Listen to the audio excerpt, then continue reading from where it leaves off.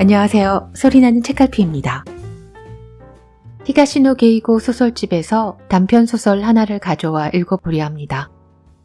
선의를 가지고 한 행동의 결과가 예기치 못한 방향으로 흘러갈 수도 있음을 보여주는 이야기인데요.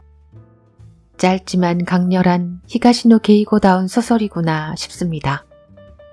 새로 시작된 6월 한 달도 건강하고 상쾌하게 보내시길 바라며 자, 그럼 오늘도 저와 함께 이야기 속으로 들어가 볼까요?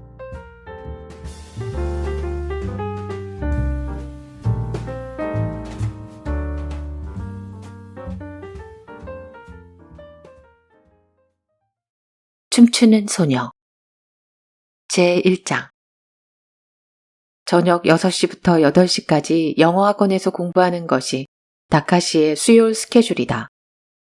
학원에서 집까지는 걸어서 20분쯤 걸린다. 그러니 늦어도 8시 30분경에는 집에 돌아와야 하는데 최근에는 그보다 10분쯤 늦게 들어오는 일이 잦아졌다. 이날도 시계바늘은 40분을 가리키고 있었다. 무슨 일이니? 요즘 들어 좀 늦는구나. 어머니 요시코가 벽시계를 보면서 말했다. 아, 네. 다카시는 계단에 발을 걸친 채 어머니 쪽은 보지도 않고 대답했다. 중학교 2학년이 되니 좀 어려워서 시간이 지났는데도 질문하는 애가 있어서요. 아, 엔도군이 그러니? 어머니는 다카시의 동급생 이름을 댔다. 다카시와 늘 1등을 다투는 소년이다. 뭐 그렇죠. 그래, 너도 열심히 해야겠구나. 어머니의 말은 어느덧 격려로 바뀌어 있었다. 원래 조금 늦게 들어오는 정도로는 걱정하지 않는다. 그만큼 학원에서 더 배우면 좋다는 게 어머니의 본심일 것이다. 격려를 뒤로하고 다카시는 계단을 올라갔다. 자기 방으로 들어간 다카시는 가방을 책상에 올려놓고 침대에 벌렁 들어누웠다. 천장에는 그가 좋아하는 아이돌 사진과 만화 영화 포스터가 붙어있다. 둘 다 손에 넣으려고 무척 애를 먹은 것이다. 하지만 지금 다카시의 눈에 그 어느 것도 들어오지 않았다. 몸에 아직 아련한 흥분이 남아있었다. 수요일 밤에는 늘 이렇다. 학원 수업이 늦게 끝난다는 건 거짓말이다. 실은 곧장 집에 오지 않고 다른 곳에 들른다. 아니, 들른다고 표현할 정도는 아니다. 학원 가는 길에 S여고가 있다는 걸 다카시는 꽤 오래전부터 알고 있었다. S여고는 명문 사립고등학교로 다카시가 다니는 중학교에서도 해마다 성적이 우수한 여학생 몇몇만이 입학한다. 가톨릭계 학교로 규율이 엄해서 요조승려 학교로도 유명하다. 블록담 너머로는 벽돌로 지은 학교 건물이 서 있고 달빛 아래 솟아있는 시계탑에서는 그야말로 세월의 흔적이 느껴진다. 학교 전체가 역사다. 다카시가 지나갈 무렵에는 학교 시간이 지난 터라 안타깝게도 그 학교 학생들을 보는 일이 거의 없었다. 그녀를 본 것은 어느 수요일 밤이었다. 그날 다카시는 여느 때처럼 S여고 옆길을 지나서 빠르게 집으로 가고 있었다. 이 부근은 길도 어두운 데다 인적도 드무니까 조심하라고 학원에 갓 다니기 시작했을 때부터 어머니가 일러주었다. 발걸음이 빨라진 건 그 무렵부터 들인 습관이다. 다카시의 발걸음을 멈추게 한 것은 학교 안에서 흘러나오는 피아노 소리였다. 어머니가 예전에 피아노를 가르치기도 한 까닭에 다카시는 그 음색을 들으면 왠지 그립기도 하고 마음이 따스해지기도 했다. 이런 시간에 누가 피아노를 치는 거지? 다카시는 학교 건물 쪽을 보면서 천천히 걸음을 옮겼다. 피아노 소리도 그렇지만 이런 시간까지 학교에 남아있는 사람에게도 흥미가 생겼다. 그러다 우연히 블록담 중간에 설치한 목재문이 빠끔히 열려있는 걸 발견했다. 아무래도 뒷문이 모양이다. 이제껏 그 존재조차 몰랐는데. 그는 주위에 아무도 없는 걸 확인하고 약간의 스릴을 느끼면서 그 문을 열어보았다. 문에 자물쇠가 걸려 있었지만 망가져서 전혀 쓸모가 없다는 걸 알게 되었다. 고개를 들이밀고 안을 들여다보았다. 바로 눈앞에 보이는 건물 창문에 불이 켜져 있었다. 건물은 나지막하고 창문이 많았다. 아무래도 체육관 같다고 다카시는 생각했다.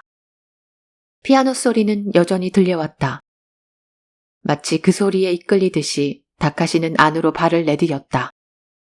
평소에 다카시라면 그럴 배짱이 없었겠지만 그날은 왠지 주저하지 않았다. 체육관에는 일부분만 불을 켜둔 듯 창문에서 새어나오는 빛의 양이 차이가 있었다. 다카시는 쭉 둘러보고 나서 조금 어둑어둑한 창문으로 다가가기로 했다. 누가 안에서 자신을 볼까 두려웠기 때문이다. 창문 아래로 다가가자 피아노 소리에 섞여 마룻바닥을 울리는 발소리가 들려왔다. 창문으로 서서히 얼굴을 가져가 들여다보니 안에서 한 소녀가 춤추고 있는 모습이 눈에 들어왔다.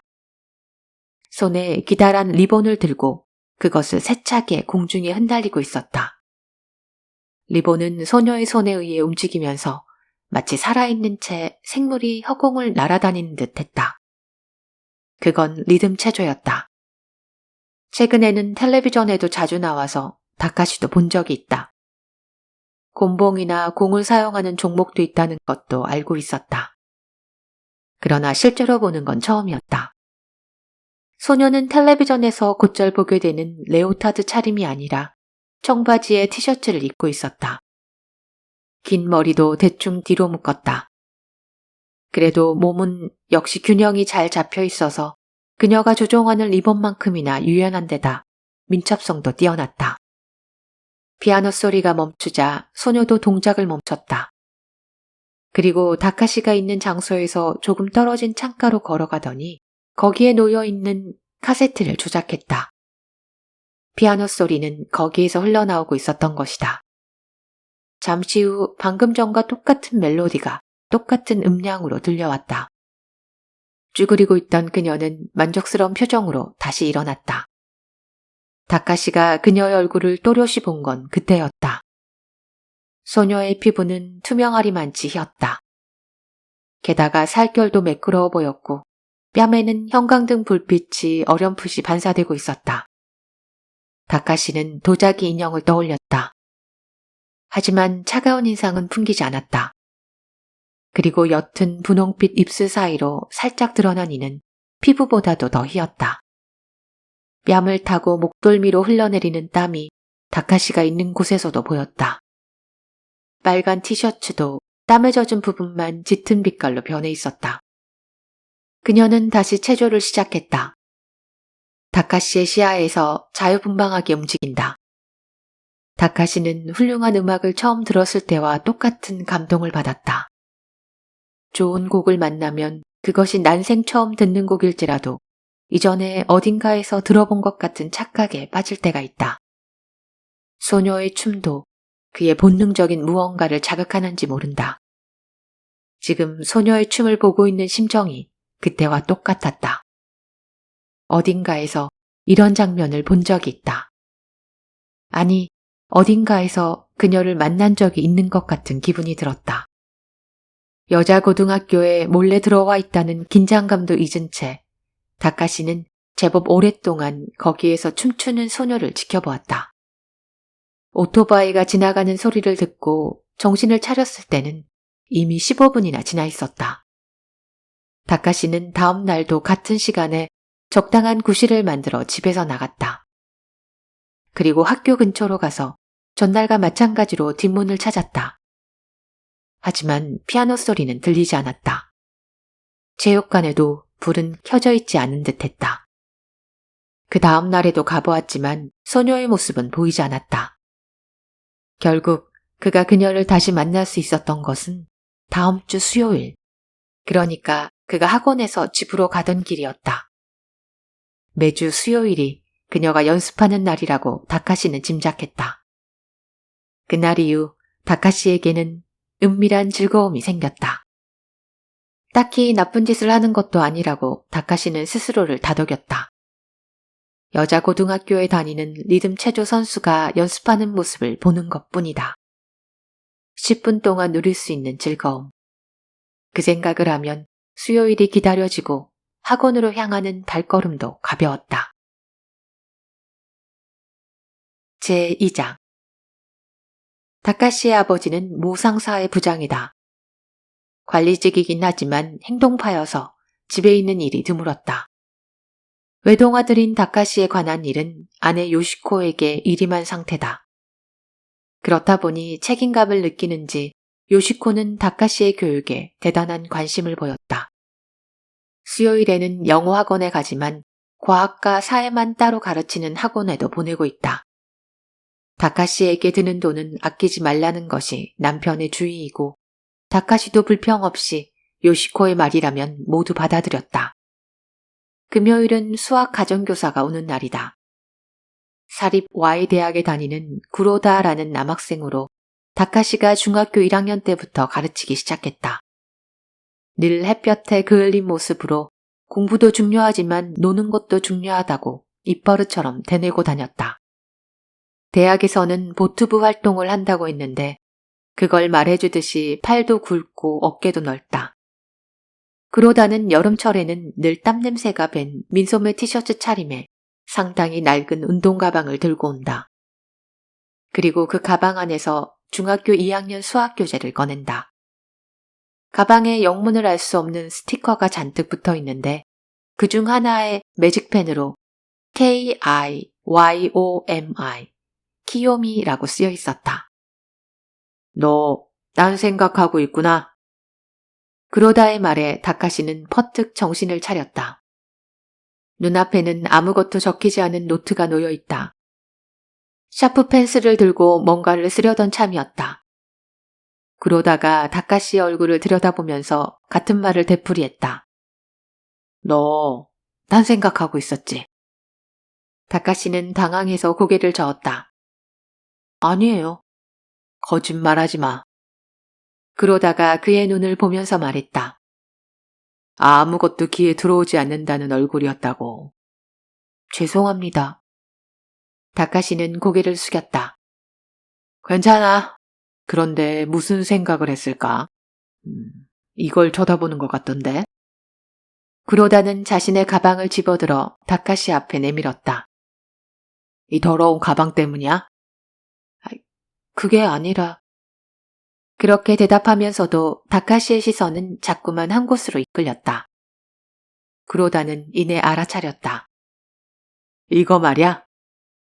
그가 가리킨 곳은 키요미라고 쓰여져 있는 부분이었다. 다카시가 부정하지 않자 그로다는 실실 웃으면서 말했다. 예전에 사귀던 여자친구 이름이야. 이런데 눈이 가는 걸 보니 너도 슬슬 이성에 눈을 뜨는 모양이구나. 그러다 보니 멍하니 있는 것도 그리운 그녀를 생각하느라 그런 거 아니야? 아니에요. 그런 게 아니라고요. 그럼 뭐지? 다카시는 적당히 둘러댈까 아니면 솔직하게 털어놓고 상의할까 망설였다. 이런 문제를 의논할 수 있는 상대도 달리 없었다. 할 얘기 없으면 공부 시작한다. 그러다가 그렇게 말하는 바람에 다카시는 엉겹결에 잠깐만요 라고 내뱉고 말았다. 그러다가 잠자코 그의 입가를 바라본다. 다카시는 잠시 머뭇거리다가 조그만 소리로 한 번도 이야기해 본 적 없는 사람한테 말을 걸려면 어떻게 해야 돼요?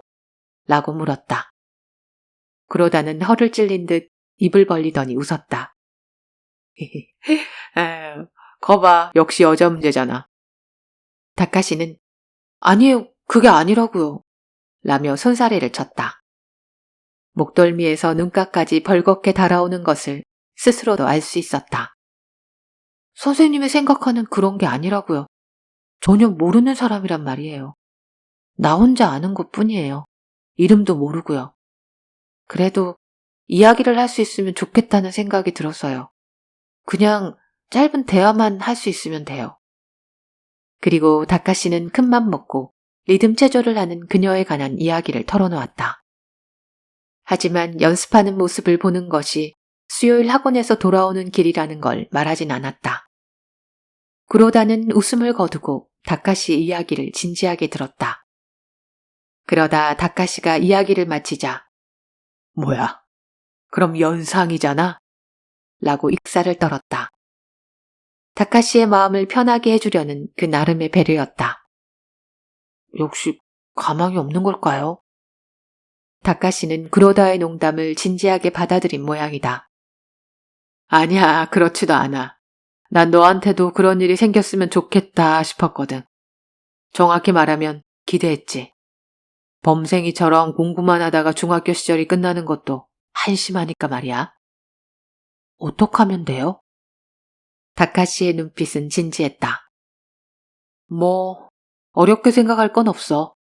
연습이 끝나기를 기다렸다가 학교에서 나올 때 말을 걸면 되지. 리듬 체조를 하는 아이라면, 이게 딱 좋겠다.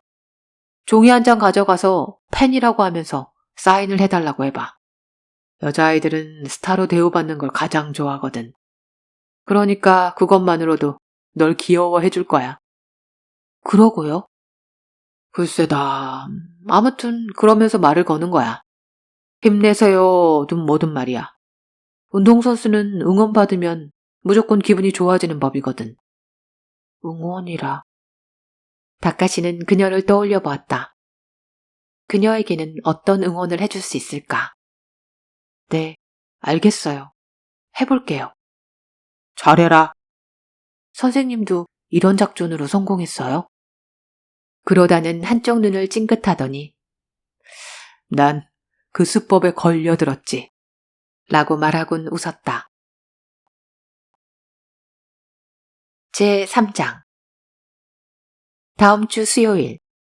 그날도 다카시는 학원 수업이 끝나자 곧바로 집에 가지 않고 S여고 뒷문을 통해 안으로 들어갔다. 언제나처럼 피아노 연주가 흐르고 있었다. 곡은 대개 같지만 가끔씩 다를 때도 있다. 오늘은 처음 들었을 때와 같은 곡이다. 담 안쪽으로 들어가면 그 다음에는 늘 똑같다. 전에 갔던 길을 거쳐 전에 봤던 창문으로 다가간다. 그녀의 모습이 잘 보이면서도 그쪽에서는 바라보는 사람을 알아채기 힘든 위치라고 판단한 곳이다. 그녀는 이미 땀에 흠뻑 젖어 있었다. 늘 그렇듯 새빨간 티셔츠가 체육관이 비좁다는 듯 뛰어다니고 있었다. 가쁜 숨결이 다카시가 있는 곳까지 들려오는 것 같았다. 응원이라. 과외 선생님 그러다가 좋은 걸 가르쳐 주었다고 생각하며 다카시는 손에 들고 있는 하얀 봉투 안을 들여다보았다. 거기에는 학원 수업이 끝난 뒤 자동 판매기에서 산 스포츠 음료 2병과 작은 종이 한 장이 들어있었다. 종이에는 늘 리듬 체조 연습을 보고 있습니다. 당신의 팬이 라고 적혀 있었다. 오늘 학원에서 문법을 배우던 중에 쓴 것이다. 다카시는 한동안 그 자리에서 그녀의 리듬 체조를 감상한 뒤 체육관 벽을 따라 입구 쪽으로 걸어갔다. 입구는 깜깜하다. 그는 주위에 인적이 없는 것을 확인하고 입구로 가서 스포츠 음료가 들어있는 봉투를 내려놓고 왔던 길을 빠른 걸음으로 되돌아갔다. 그것만으로도 진땀이 났다. 이걸로 됐다. 그녀는 연습을 마치고 나오다가 이 봉투를 보게 될 것이다. 그리고 쪽지에 적혀있는 글을 읽을 것이다. 팬의 정체를 당장 알지 못한다 해도 상관없다. 매주 스포츠 음료를 가져다 놓는 것이 누구인지 틀림없이 신경 쓰일 것이다. 그녀가 나를 기다려줄 날이 분명히 올 것이다. 그날을 생각하자 다카시는 가슴이 설레었다. 그 다음 주에도 그는 스포츠 음료를 가져갔다. 그녀는 설마 오늘도 팬이 와 있으리라고는 꿈에도 생각지 않을 것이다. 지난주와 마찬가지로 다른 건 아무것도 눈에 들어오지 않는 듯이 열심히 연습하고 있었다. 그리고 그 다음 주에 다카시는 마음 한구석에 기대를 품은 채 살며시 뒷문으로 들어갔다. 어쩌면 그곳에서 그녀가 자신을 기다리고 있을지도 모른다고 생각했다. 하지만 담 너머에서는 피아노 소리가 흐르고 있었고 그녀는 체육관에서 춤을 추고 있었다. 삼준학회 속했으니 신경이 쓰일 만도 한데. 다음 주가 기대된다고 스스로를 달래면서 다카시는 일부러 큰 소리를 내며 스포츠 음료가 들어있는 봉투를 내려놓았다. 그 소리로 그녀가 알아차릴지도 모른다는 바람을 품었지만 그녀의 귀에 닿을 리 없었다. 그리고 그 다음 주 수요일이 되었다. 오늘은 일찍 왔구나. 다카시를 보자 어머니가 말했다. 예전에는 늘 이 시간쯤에 들어왔지만 지난 한 달 넘게 내내 늦었기 때문에 어머니의 머릿속에는 늦는 게 보통이 되고 만 모양이다. 근데 너 뭘 들고 있는 거야? 다카시의 손을 보고 어머니가 물었다. 그는 하얀 봉투를 들고 있었다. 아, 이거요? 집에 오는 길에 샀어요. 스포츠 음료예요. 그걸 왜 샀어? 왜라뇨? 마시고 싶어서 샀죠. 집에 주스가 있는데 그냥 이게 마시고 싶었어요.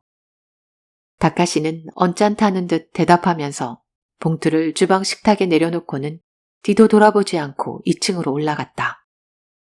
방에 들어간 다카시는 의뢰 그랬듯이 침대 위에 벌렁 드러누웠다. 여느 때라면 한동안 이렇게 누워서 약동하던 소녀의 모습을 눈앞에 떠올렸을 것이다. 투명한 피부, 흘러내리는 땀방울. 하지만 오늘은 떠올릴 것이 없었다. 왜 오늘은 없었던 거지? 뒷문으로 들어가 체육관 불이 꺼져 있는 것을 보았을 때부터 줄곧 품어온 의문을 되뇌었다. 그녀는 그곳에 없었다. 피아노 소리도 들리지 않았고 체육관은 마치 시간이 죽은 것처럼 멈춰 있었다. 자신에게 원인이 있는 건 아닐까 하는 생각이 맨 먼저 떠올랐다. 그런 짓을 했으니 기분이 나빠서 수요일 연습을 그만둔 건 아닐까. 하지만 다카시가 보기에 연습에 임하는 그녀의 자세는 그 정도의 일로 그만둘 만큼 어설픈 것도 아니었고 자신의 행위가 그녀를 불쾌하게 했을 거라는 생각도 들지 않았다. 아니야, 다음 주에 한 번 더 가보자. 다카시는 그렇게 결심하고 침대에서 일어났다. 그래, 아직 그녀가 연습을 그만뒀다고 단정할 순 없지. 오늘은 어쩌다 컨디션이 좋지 않았을지도 몰라. 아니면 급한 볼일이 생겼을지도 모르지. 그러다 선생님도 그렇게 말했잖아. S여고는 부잣집 딸들이 많이 다니는 학교라고. 그러니까 아마 오늘 밤에는 집에서 파티나 뭐 그런 게 있었을 거야. 그래, 그럴 거야.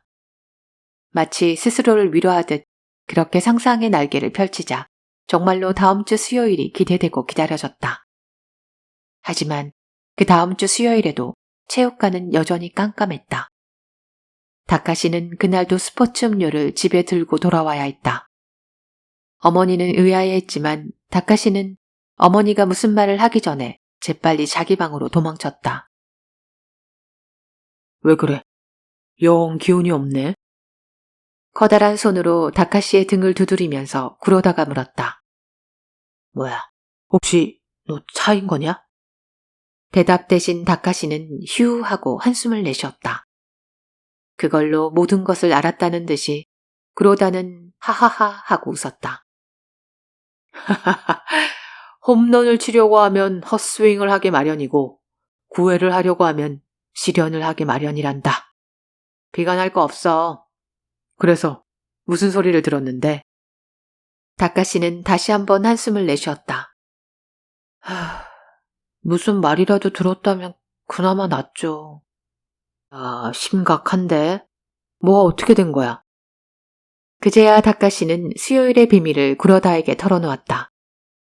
사실 누군가가 이야기를 들어주었으면 하는 마음도 있었다. 제법 멋진 작전을 썼네. 이야기를 듣고 나서 구로다는 우선 그렇게 다카시 행동을 평가했다. 하지만 그래서 기분이 나쁘진 않았을까요? 불안해하며 다카시가 물었지만 구로다는 그 말이 끝나기가 무섭게 괜찮다고 대답했다. 그런 일을 기분 나쁘게 받아들이는 여성도 덜어 있긴 하지만 그렇다고 해서 도망치지는 않아. 자기한테 관심을 보이는 사람이 생기면 어떻게든 그 사람의 정체를 알고 싶어지는 게 인간의 습성이라는 거지. 아마 연습하러 오지 않은 건 다른 이유가 있을 거야. 그 이유가 뭘까요? 생각해도 별 수 없는 건 생각하지 않는 게 좋아. 아무튼 다음 주에도 가봐. 자, 이제 공부하자. 그렇게 말하고 구로다는 다카시의 어깨를 툭 쳤다. 그러나 다음 주에도 다카시는 그녀를 만날 수 없었다. 그 다음 주에도, 그리고 그 다음 주에도 다카시는 그녀를 만나러 갔지만 마찬가지였다. 눈을 감으면 그녀가 춤추는 모습이 선명하게 되살아나지만 현실 속의 체육관은 늘 불이 꺼져 있었다. 결국 다카시가 다시 그녀를 볼 수 있었던 건 가을이 지나고 가로수가 하나둘 잎을 떨어뜨리기 시작할 무렵이었다. 제4장. 다카시가 그녀를 다시 본 것은 사진 속에서였다. 학원 친구의 집에 놀러가서 앨범을 보다가 그중 한 장에서 그녀를 발견한 것이다. 다카시는 머리가 피로 몰리는 것을 느끼며 그 사진을 가만히 응시했다. 틀림없는 그녀다. 긴 눈매, 모양이 예쁜 입술. 사진 속 그녀는 세일러풍 교복을 입고 다른 학생들과 나란히 서 있었다. 학급 단체 사진이었는데 다카시는 그 많은 학생 중에서 한눈에 그녀를 찾아낸 것이다. 다카시가 넋을 잃고 사진을 보고 있자 친구는 이상하다는 표정을 지으며 말했다. 그거 누나 사진이야. 어쩌다가 잘못해서 내 앨범에 들어가게 된 거지. 누나는 몇 학년? 애써 태어난 척했지만 다카시는 말끝을 흐리고 말았다. 지금 고등학교 1학년이야. 그건 중학교 3학년 때 사진 같네. 그렇다면 그녀도 S여고 1학년이란 이야기다. 근데 그 사진이 왜? 좀 아는 사람이 있어서. 누나는 지금 집에 있니? 없어. 누나 졸업 앨범을 갖다 줄까? 거기 사진이 더 크거든. 그렇게 말하며 친구는 일어섰다. 그 주 금요일, 여느 때처럼 집에 온 구로다에게 다카시는 낭보를 전했다. 운이 좋은데. 구로다의 첫마디였다. 그래서 주소도 알아냈냐? 일단은요. 하지만 언뜻 본 걸 외웠을 뿐이라서 별로 자신은 없어요. 친구 앞에서 주소록을 베끼기는 거북했다. 다카시가 내민 메모를 보고 구로다는 여기라면 우리 집에서 별로 멀지 않은데? 라고 말했다. 편지를 보내볼까요? 좀 있어봐. 먼저 그쪽 사정을 알아볼 필요가 있지. 왜 연습을 하러 오지 않는지도 알아두는 게 좋겠고. 하지만 알아본다 해도 내가 알아봐 줄게. 집도 가까운 데다가 보트 대회도 끝나서 내가 요새 한가하거든. 그래도... 왜? 불만이야? 선생님도 그녀를 좋아하게 되면 곤란하거든요. 그러다는 허를 찔린 듯이 눈이 휘둥그레졌다. 그러더니 할 말을 잃은 듯 쓴웃음을 짓고 어깨를 으쓱했다. 자식, 어이가 없다. 제5장. 이튿날인 토요일, 그러다는 그녀의 집을 찾는데 예상보다 많은 시간을 소비했다. S여고에서 다닌다는 선입관에 고급 주택가를 상상했는데 메모에 적힌 주소 근처는 서민 아파트나 임대주택이 밀집한 곳이라 빈말로도 생활이 여유로워 보인다고는 할 수 없는 지역이었다. 빈말이라도 생활이 여유로워 보인다고 할 수는 없는 지역이었다. 그도 같은 곳을 몇 번이나 왔다 갔다 하며 사람들에게 물어서 가까스로 찾는 집에 이르렀다. 그런데 이곳이 정말로 다카시의 춤추는 소녀가 살고 있는 집일까? 그 집 앞에 서서 구로다는 고개를 갸웃거렸다. 그곳은 연립주택의 한 가구였다. 나무틀로 짠 유리문을 받치는 상인방이 한쪽으로 기울어서 문을 여닫는 것도 수월치 않아 보였다. 길가 쪽 기와는 충치처럼 몇 장인가 빠져있고 집 앞에서 모닥불을 피우는 탓인지 앞면 전체에 검댕이 달라붙어 있었다. 어떻게 보더라도 그 미소녀가 이 집에서 S여고에 다닌다고는 생각하기 힘들었다. 그러다는 포장도 제대로 되어 있지 않은 좁은 길을 건너서 맞은편에 있는 담배가게로 갔다. 그곳에는 주름투성이 얼굴에 여윈 노파가 담요를 걸친 채 졸고 있었다. 그러다는 노파를 깨워 담배를 사며 건너편 집주인은 무슨 일을 하느냐고 물었다. 노파는 아직 잠이 덜 깬 눈을 껌뻑이면서 대답했다. 전에는 배품을 해소하고 다니는 것 같던데 지금은 모르겠네. 부인께서는 일을 하지 않나요? 그 집 안사람이 몸이 좀 안 좋거든. 부업인가 뭔가를 한다는 소리는 들은 적이 있어. 그런데 댁은 흥신소 사람인가? 노파는 수상쩍다는 듯 그러다를 올려다보았다. 그렇다고 할 수 있죠. 그러다는 얼버무렸다. 그 댁에 딸이 있죠? 그러다는 다카시에게 들은 이름을 댔다. 노파는 잠시 생각하더니 그 아이 제법 귀여운 아이였는데 그런 일이 생기다니 말이야 라고 한숨 섞인 목소리로 말했다. 그 말투가 마음에 걸려서 캐묻듯이 물었다. 그런 일이라뇨? 그러자 노파는 몸을 앞으로 내밀면서 나지막히 말했다. 모르나? 그 집 딸 석 달 전에 자살했어. 자살이라고요? 그러다는 가슴을 세게 걷어차인 것 같은 충격을 받았다.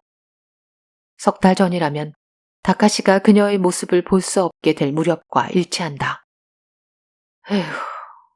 요 역 앞에 있는 빌딩에서 뛰어내렸다더군. 난 못 봤지만 정말 끔찍했던 모양이야.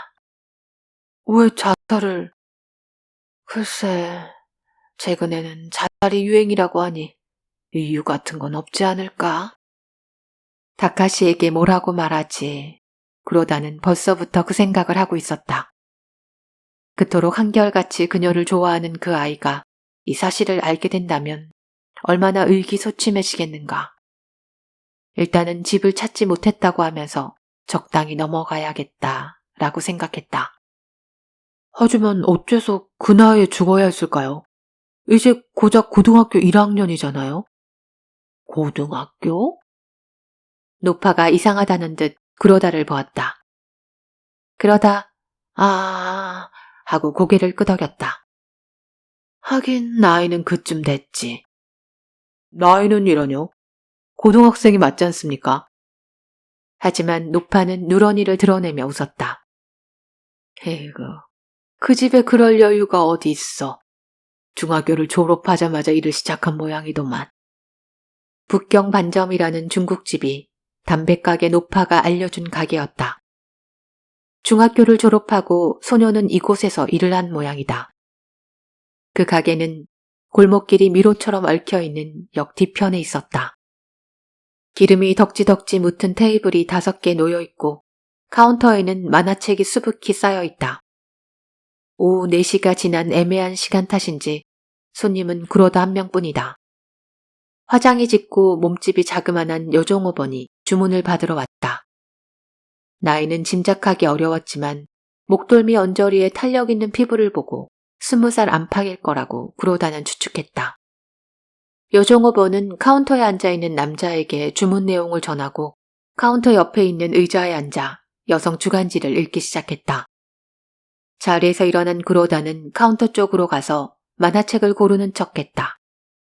하나같이 오래된 만화책뿐이지만 아무렇게 한 권 집어들고 여종업원 쪽을 쳐다보며 말을 걸었다. 전에 여기서 젊은 여자아이가 이랬죠? 여종업원은 자기한테 말을 걸었다는 걸 알아차리지 못한 모양이었다. 그러다는 소녀의 이름을 댔다. 그러자 여종업원의 무뚝뚝한 얼굴에 반응이 나타났다. 그 아이를 아세요? 아는 사람이라고 하기는 좀 못하지만 아무튼 여기서 일한다는 얘기를 들었거든요. 그 아이 죽었어요. 그런 모양이더군요. 자살이라면서요. 어두운 아이였거든요. 우울하고요. 자살했다는 말을 듣고도 놀랍지 않았어요. 여기서는 어떤 일을 했죠? 여종업원은 카운터 안쪽을 턱으로 가리켰다. 설거지요. 그렇게 침울한 얼굴로 손님을 상대할 순 없으니까요. 되게 무뚝뚝하면 어떻고. 그렇게 말하고 싶은 걸 참으며 구로다는 다시 물었다. 왜 자살했는지 짐작 가는 건 없나요? 여정호보는 흥 하고 콧방귀를 뀌었다. 그러니까 자살을 할 것 같은 아이였다고요. 무슨 생각을 하는지 도통 알 수 없는 아이랄까요. 그때 그러다가 주문한 만두와 볶음밥이 나왔다. 여종업원은 익숙한 손놀림으로 접시 2개를 테이블로 가져갔다. 그 아이 취미라든가 그런 건 생각나지 않으세요? 취미요? 그런 건 몰라요. 이를테면 취미라든지 뭐 그런 거 말입니다. 그녀는 빨간 입술을 벌리고 웃었다. 그런 고상한 부류가 아니었다고요, 그 아인. 하지만 그녀는 무슨 생각이 난 듯 입을 다물었다. 아, 그러고 보니 뭐 생각나는 거라도 있나요? 뭐 별건 아니지만 리듬 체조 프로를 자주 보더라고요. 설거지하던 손길도 멈추고요. 그래서 야단도 자주 맞았죠. 아, 그래요. 여종업원과 나눈 대화는 거기까지였다. 다른 손님이 들어온 탓도 있고 실제로 그 이상은 그녀도 모르는 듯했다. 그러다는 가게에서 나와 다시 한번 간판을 보았다. 정기 휴일은 매주 수요일이라고 쓰여 있었다. 제6장. 그 다음 주 금요일. 그러다가 방으로 들어서자마자 다카시는 어떻게 됐어요? 라고 눈을 반짝이며 물었다. 그 아이를 만났나요? 아니, 못 만났어. 왜요? 집은 알잖아요. 아는데, 근데 그 아이는 못 만났어. 집에 없더라고. 거짓말은 아니라고 그러다는 스스로를 다독였다. 아, 그렇군요. 다카시는 실망한 듯 어깨가 축 처졌지만 표정만큼은 밝았다. 그런 그를 보자 그러다는 더더욱 사실을 말하기가 힘들었다. 그래도 집은 보고 왔죠? 그런 셈이지. 어땠어요? 역시 으리으리하게 큰 집이던가요? 생각한 것만큼 크진 않더라고. 그냥 보통이야. 우리 집이랑은 어느 쪽이 더 커요? 어? 이 집이랑 말이야. 그러다는 우물거리다가 뭐 무승부쯤 되려나? 라고 대답했다. 다카시는 반짝이는 눈으로 허공을 응시했다. 자기 나름대로 소녀의 집을 그리고 있는 듯 했다. 그러다는 저도 모르게 다카시의 눈길을 피하고 있었다. 저 이번 주에도 갔었어요. 다카시의 말을 듣고 놀란 그러다가 되물었다. 가다니? 체육관이요. 뻔하잖아요. 아, 그러다는 얼굴을 문질렀다. 그래, 뻔하지. 그래서 어떻게 됐는데? 그녀가 있었냐? 그렇게 물으면서 그러다는 자기 혐오와 공허감에 휩싸였다. 아니요, 여전히 없더라고요. 다카시는 고개를 흔들었다. 이제 밤에 하는 연습은 그만둔 걸까요? 그러게, 그만둔 건지도 모르겠다. 그래도 전 앞으로도 계속해서 학원 끝나고 오는 길에 들을 거예요. 다시 연습을 시작할지도 모르니까. 선생님도 그렇게 생각하시죠? 그래. 그러다는 결국 그날 밤 아무 말도 하지 못했다. 이튿날 구로다는 찻집에서 대학 친구를 만났다. 구로다와 같은 학부에 다니는 에리코라는 여학생이다.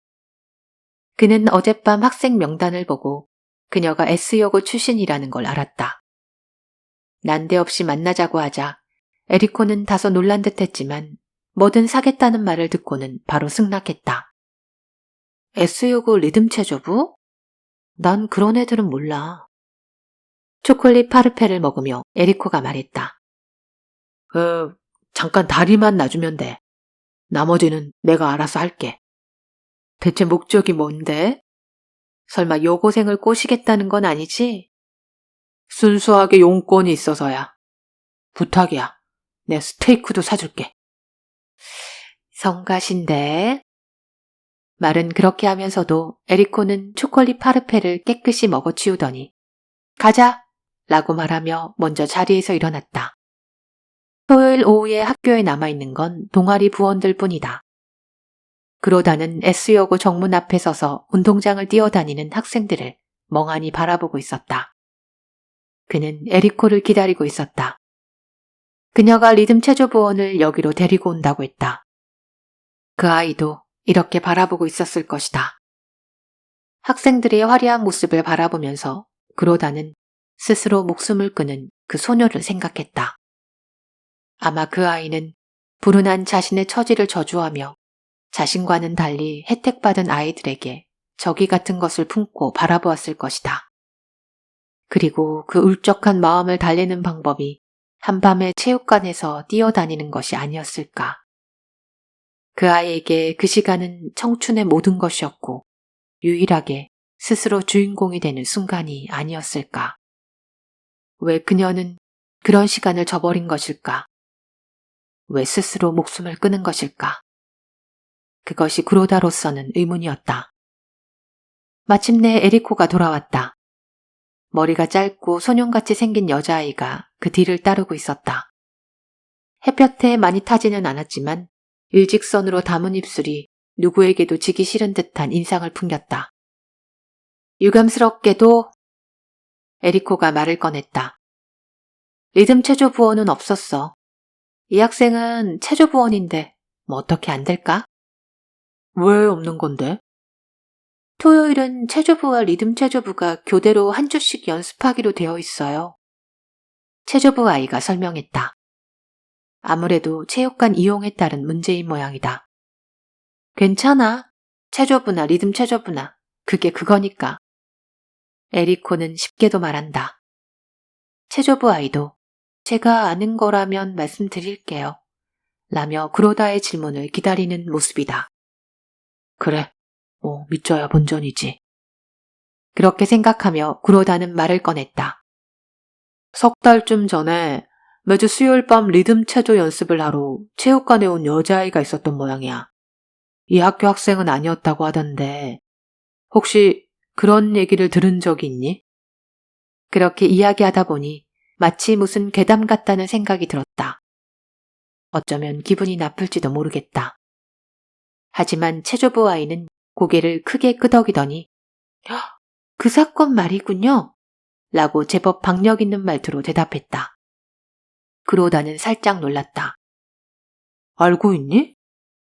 알고 있다기보다는 유명한 이야기거든요. 수요일에 춤추는 소녀 사건이라고.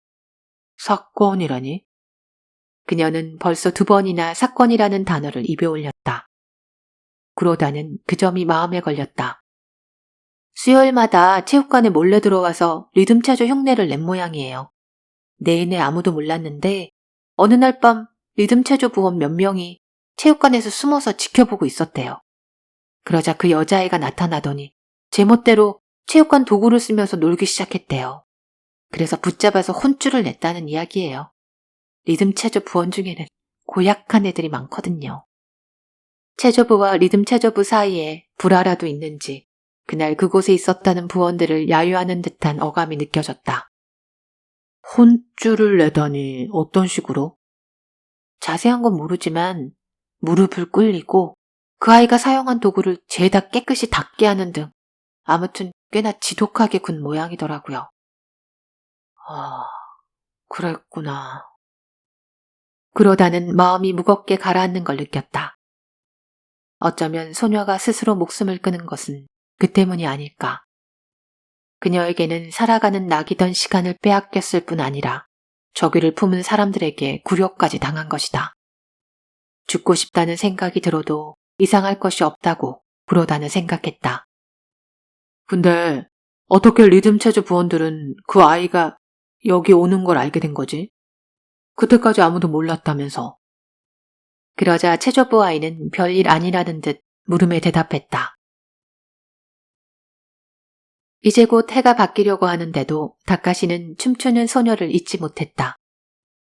그로다는 결코 자기가 먼저 이 화제를 꺼내지 않으려고 조심하고 있다. 그래도 다카시는 한 번씩 그 소녀 이야기를 한다. 편지를 보내볼까요? 라든지 집에 한번 가볼까요? 라며 의견을 구할 때도 있다. 그때마다 구로다는 갑자기 그러는 건 안 좋아. 좀 더 기다리는 게 낫겠다. 라고 올버무렸다. 아마 공부하느라 바쁠 거예요. 마치 스스로에게 이르듯 다카시는 고개를 끄덕였다.